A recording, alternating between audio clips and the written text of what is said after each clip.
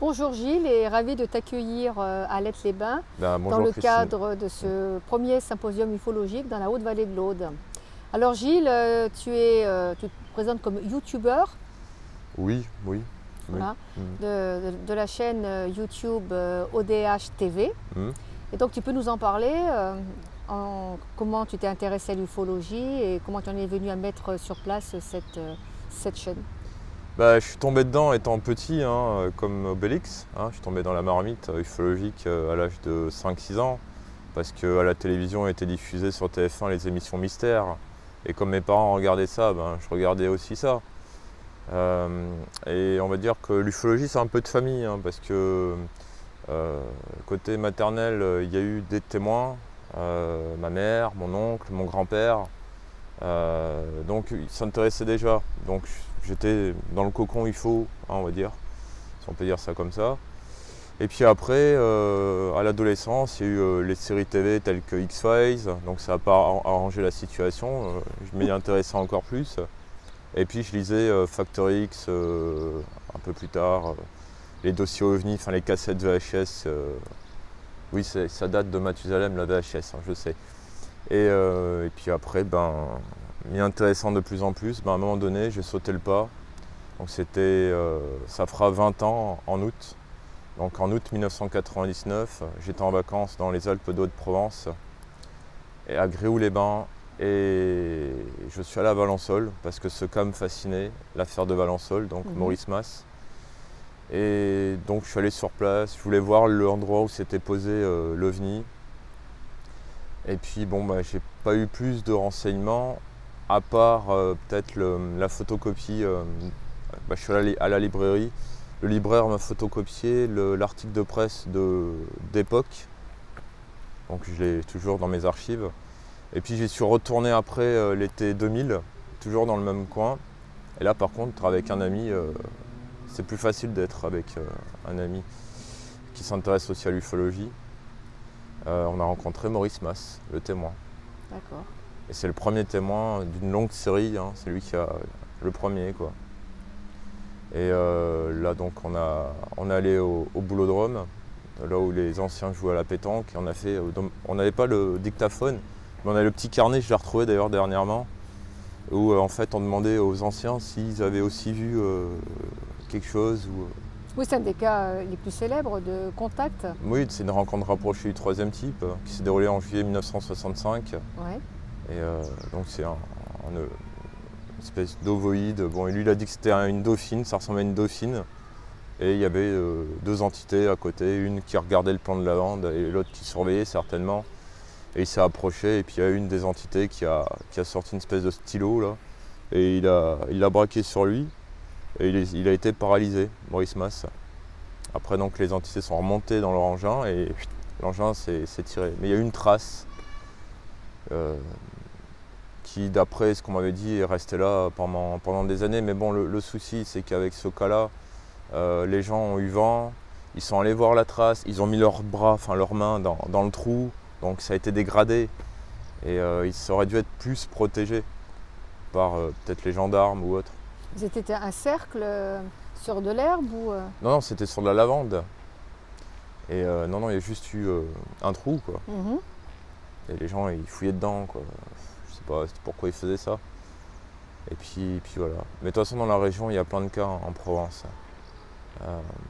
C'est une terre où il y a déjà eu beaucoup d'ufologues par le passé, il y en a encore aujourd'hui. Il y a eu beaucoup de grandes associations. Et à l'heure actuelle, il y a toujours des veillées comme au col de Vence ou même ailleurs. Mais le plateau de Valençol, là on va s'écarter. Dans le passé, c'était considéré comme le col de Vence, parce que le col de Vence n'était pas très connu, très médiatisé. Et les groupes d'ufologues appelaient ça le triangle d'or. Et les points, c'était le Mont d'Or à Manosque, le CEA, le centre d'études atomiques de Cadarache, et Valençol. Donc ils appelaient ça le triangle d'or. Et là, il faisait pas mal de veillées par le passé. Il y a eu il y a eu des observations. Voilà. Donc voilà, je me suis intéressé à Valençol et après, en fait, tout vient d'une rencontre. D'ailleurs, j'ai essayé de remonter sur le pourquoi du comment tout a commencé, l'ufologie active, c'est-à-dire d'aller sur le terrain. tout vient d'une rencontre. Je pense que si j'avais pas rencontré mon meilleur ami, c'est-à-dire le binôme, ODH n'aurait pas été créé et je me serais peut-être pas intéressé autant que là. Parce que quand on est jeune, en fait, on a l'impression d'être seul à s'intéresser à ça. Bon, à part les parents en discutent.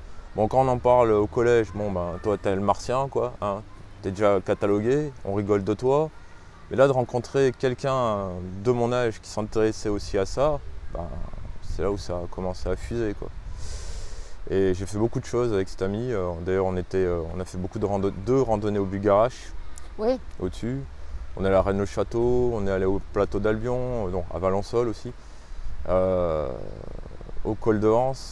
Et puis voilà. Et il faut savoir une petite anecdote, c'est que bon, on était à deux, on n'avait pas de nom, enfin il n'y avait pas de nom de groupe ou autre. Et puis à un moment donné, comme il y en avait plein qui avaient des noms, les forums, etc., je suis dit, il va falloir trouver un nom. Hein. Et c'est en redescendant d'une randonnée au Bugarache le 20 août 2004, entre Bugarache et la Vialas, qui a été créé ODH. Voilà, parce qu'on discutait, juste ODH quoi. Donc le groupe OVNI dans l'histoire. Au début c'était juste un forum, il n'y avait pas de web TV encore. Ça veut dire quoi ODH? OVNI dans l'histoire. D'accord. Tout simple. Et au début il y avait un forum et puis après il y a eu la web TV en 2006. Tu as à peu près combien de vidéos en ligne? Je les compte pas, hein. Il y en a trop. Donc voilà, donc... Et comment tu procèdes? Tu suis les événements ou c'est par le feeling que tu vas sur tel ou tel lieu ou par rapport à tel ou tel témoignage? Bah ça évolue avec le temps. Au début, c'était des vidéos qui duraient genre 5-10 minutes maxi. Mais c'est aussi par rapport à l'évolution de la technologie. Avant, pour envoyer une vidéo, il fallait laisser le PC allumé, condition qu'il ne se mette pas en veille. Parce que il n'y avait pas la fibre avant. Hein. Maintenant, c'est plus facile. Et ça permet de faire des vidéos plus longues, qui font des fois 10 gigas quand elles sont en 1080 HD là. Et donc au début, ouais, une des premières vidéos, c'était après parce qu'il y avait une vague il y a eu pas mal d'observations du côté de Montpellier le 24 septembre 2006. Et il y en avait eu dans le nord de la France. Et j'avais fait une alerte OVNI. C'était ça la première vidéo. C'était un appel à témoins en fait, en vidéo. Et après il y a eu l'émission JT OVNI en France, qui existe toujours, et qui est d'ailleurs l'émission la plus vue, enfin la plus regardée on va dire. Et voilà, c'est parti comme ça quoi.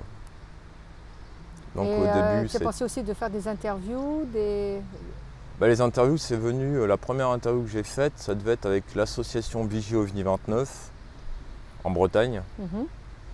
Et c'était en 2008, une des premières, mais avant c'était que des vidéos où je parlais des actualités OVNI en France et dans le monde aussi. Et il y avait une émission dont le nom, j'ai gardé le nom, mais ça a continué, c'est Matin OVNI dans le monde. C'est une émission qui doit diffuser le matin. Et c'était avant que j'aille à l'université. Avant, c'était il y a très longtemps, enfin en 2007. Et c'était vraiment diffusé que le matin, donc il faudrait que ce soit le matin quoi. Et maintenant je continue à diffuser que le matin, mais c'est compliqué quoi, quand même. Mais celle-là, elle traite de l'actualité OVNI dans le monde. Voilà. Bon, donc tu es basé dans le sud de la France. Tout à fait. Et tu connais bien cette région? Oui. Oui. Bah, Rennes-le-Château, étant enfant, j'y allais avec mes parents. Je me rappelle, j'avais peur d'Asmodée parce que comme il était à ma taille, à un moment donné, j'avais un petit peu peur de... Je n'osais pas rentrer dans l'église en fait. J'avais peur. Si ça me plaisait pas quoi. Mais après, c'est passé. Hein. Voilà. Et tu as vu quelque chose de spécifique sur Bugarache? Non, c'est pas à Bugarache où j'ai fait une observation. Je pense que la plus grande observation, mais j'en ai fait d'autres, c'était le 21 janvier 2010. Donc j'étais à Perpignan. D'ailleurs, je suis passé dans la presse aussi, parce qu'on cherchait d'autres témoins. Et il y a eu énormément de témoins. Et pas qu'à Perpignan. Il y en a eu à Perpignan, à Gruissant et à Béziers. Donc, ce qui a été vu devait être quand même assez lumineux, parce que Béziers, c'est quand même loin de Perpignan. Et en fait, c'est simple, je peux t'en parler si tu veux. Oui. Donc, c'était un soir où parce que je faisais des lives en fait, avant, via des plateformes de stream, comme Livestream. Parce qu'avant, Facebook et YouTube ne faisaient pas de live. Hein. Oui, c'était une autre époque. Hein. Et donc, je devais interviewer ce jour-là Jean-Marie Bigorne, qui était un ufologue du nord de la France. Et cette émission a commencé en retard, parce que j'ai observé quelque chose. Donc j'étais sur mon balcon, il était 18h55. Et j'ai observé, alors au début j'ai cru que c'était un feu d'artifice. Je vois une espèce de lumière au loin, un peu orangée. Et d'un coup il y a eu 6 lumières, enfin, il y a 3 lumières à droite, il y en a eu 3 et là il y en avait 4. Pardon, à gauche et à droite, voilà. Et elles se sont mis parallèles à l'horizon. Ça faisait comme des boules lumineuses, orange. Et bon, excité, j'ai crié ah, alerte, voilà. J'ai essayé d'aller chercher mon appareil photo. J'ai demandé à ma mère d'aller regarder sur le balcon pour qu'il y ait un deuxième témoin, pour que je ne sois pas seul. Et il n'y avait pas de place sur la carte SD. L'autre appareil photo, il n'y avait plus de batterie. Donc j'ai pas vu vraiment le phénomène, qu'est-ce qu'il a fait, parce que j'étais en train de courir, etc. chez moi pour essayer de trouver quelque chose pour réussir à filmer. Et quand je suis revenu, en fait ça faisait un balai, c'est-à-dire il y avait 2 groupes, donc les 3 lumières là, et ça faisait ça dans le ciel, comme la balançoire. Et après ça s'est résorbé en un seul point, comme c'est arrivé. Bon là j'appelle les copains de Perpignan. Alors j'avais un ami qui est conducteur de bus, il était dans le bus, il a vu le phénomène avec tous les passagers du bus. Un ami à lui qui est aussi conducteur de bus, il était plus loin sur la route, il l'a vu aussi. Donc c'est pour ça qu'il y a beaucoup de témoins en fait à cette observation. Mais eux ils n'ont pas vu la même chose en fait, c'est ça qui est curieux. Et donc surexcité, voilà, là j'avais pas besoin de café quoi, j'étais, comme tu sais je bois beaucoup de café. Mais ensuite, à 19h15, ça réapparaît. Et là, ça s'est éclairé d'un coup dans le ciel de Perpignan. Il y avait 4 spots en arc de cercle. D'un coup, ils sont éclairés, puis ils sont partis vers la droite, et ils se sont résorbés, quoi. Ça s'est éteint. Et là, je sais que l'ami conducteur du bus, après le boulot, il est parti en veillée en direction de Canet, parce que c'était vers Canet-en-Roussillon. Ça semblait être par là. Et lui aussi, il n'a pas arrêté de faire des veillées tous les soirs, en espérant que ça se remanifeste pour filmer. Parce que personne n'a filmé, c'est ça qui est dingue, quoi. Et ça t'est répertorié dans la presse? Oui. D'accord. Il n'y a pas eu forcément d'enquête du GEPAN, parce qu'il n'y a personne qui allait en gendarmerie déposer son témoignage. Et puis voilà, maintenant quand on demande à un Perpignanais, tu te souviens du 21 janvier 2010? Par contre, tu te souviens de la finale du bouquier Brennus il y a 10 ans? Alors là, ils s'en souviennent, oui, mais le 21... Justement, comment tu vois l'avenir de l'ufologie? Tu penses qu'il y a un regain d'intérêt ou au contraire que... J'avouerai que sur l'avenir de l'ufologie, je suis un peu devenu pessimiste avec le temps. Parce que moi, je fais de l'ufologie de terrain. C'est-à-dire que quand je vais par exemple faire une vidéo, je me déplace dans le département, je vais au lieu, j'essaye de trouver l'emplacement exact pour que après en vidéo les gens puissent se rendre compte vraiment du paysage. Maintenant il y a une tendance à ce que l'ufologie se fasse derrière son PC, tout par internet. Alors qu'il faut aller sur le terrain pour constater le paysage, voir aussi, faire beaucoup de veillées. Moi, je conseille aux gens d'aller... Bon, c'est vrai qu'il y en a, ils sont un peu frileux, ils attendent qu'il fasse beau pour sortir. Moi, j'ai fait des veillées sous la neige, sous la grêle, sous l'orage, sous la pluie, sous tout type de temps. Au col de Vence, c'est en février, il y a souvent de la neige. Et il fait des fois moins 9 degrés là-haut. Il y a toujours autant au col de Vence qui font des veillées? Il y a plusieurs groupes au col, ça tourne, on va dire. Il y en a qui arrivent, il y en a qui repartent. Il y en a comme ils voient rien, ils y vont plus. Il y en a aussi, ils voient rien, ils y reviennent. Non, c'est variant. Il y a des gens qui sont là depuis des années, qui se demandent et qui se posent beaucoup plus de questions qu'au début où ils ont commencé l'ufologie. Mais ce qui est bien quand on fait une veillée, c'est que c'est du partage. On parle beaucoup. C'est un peu comme un symposium, comme ici. C'est vrai. Il y a beaucoup d'échanges. Parce qu'il y a les rencontres. Il y a par exemple le conférencier qui parle, qui présente son sujet. Mais il y a beaucoup de rencontres dehors. Parce que si tu remarques, je ne sais pas si tu as remarqué hier, il y avait beaucoup de personnes dehors qui discutaient. Hein. Bien sûr. Et c'est là où se font les rencontres et les réseaux. Donc quant à l'avenir de l'ufologie, je pense que j'ai le même constat que les anciens, enfin ceux que j'ai interviewés, dans le cadre des mémoires de l'ufologie avec l'OSO donc, enfin partenaire avec l'OSO. Il manque la relève.